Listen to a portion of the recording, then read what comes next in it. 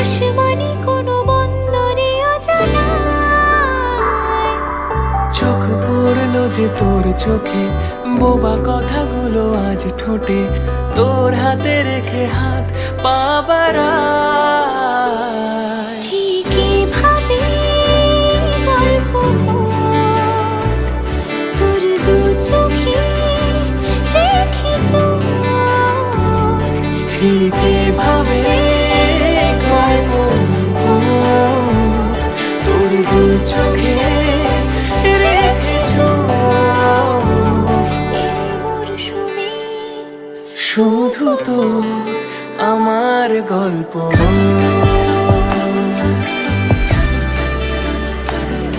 এই মরশুমে, শুধু তো আমার গল্প।